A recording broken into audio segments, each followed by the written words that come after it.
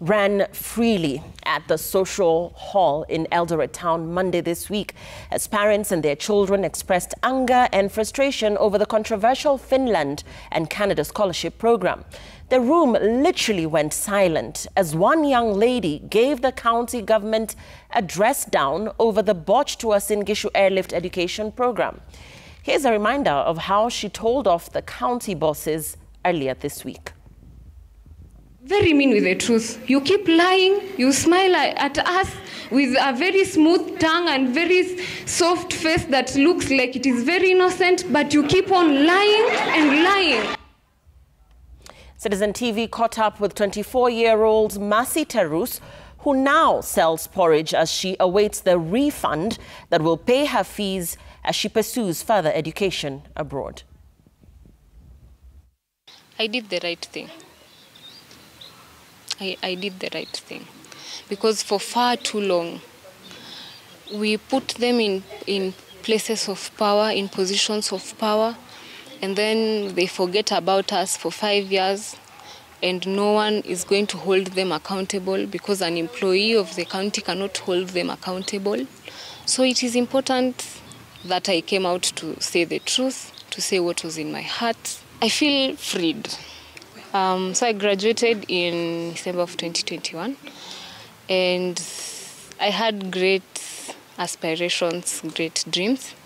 I wanted to teach.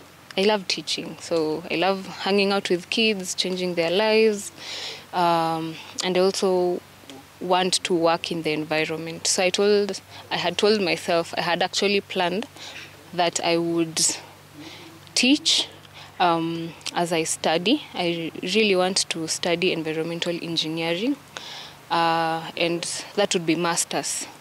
But then we were given this opportunity by the county to go and study abroad, and I thought to myself, if I go study diploma in social service work, then I will be able to help children, I will be able to help the community while looking for money to now pursue environment. I think that I had now paid my money to the county and I was not able to go abroad.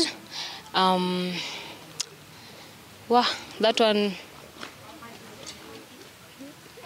it has been quite hard, to be honest, because now you have to chart other ways to survive. I did not see myself selling porridge, honestly, but kazi ni kazi and we are all here for it, but that's not what I envisioned after I graduated.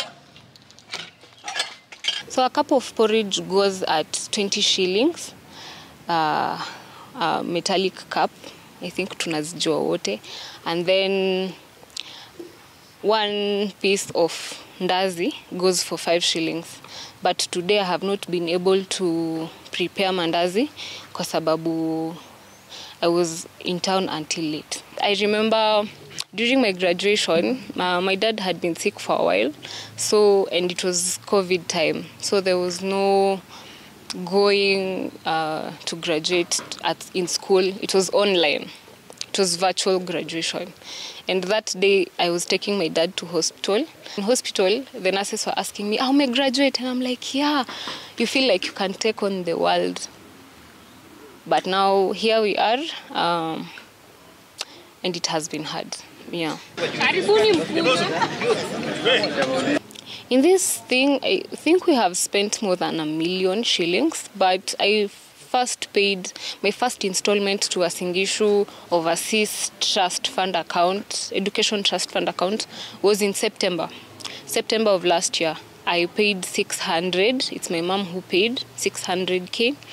And then I went for medicals on 7th of December. I paid 36K at IOM.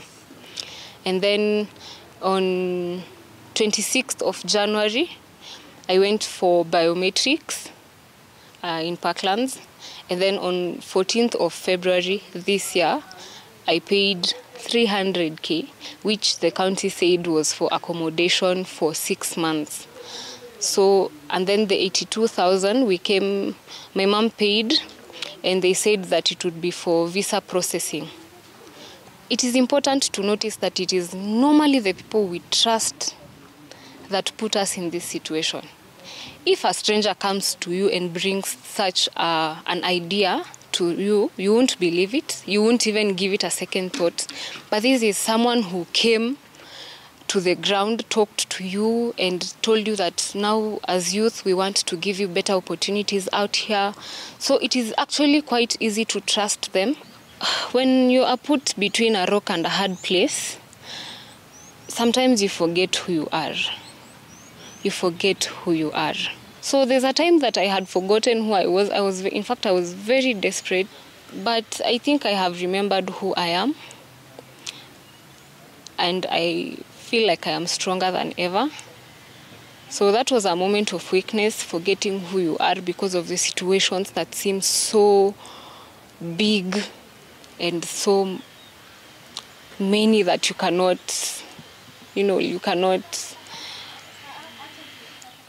break them.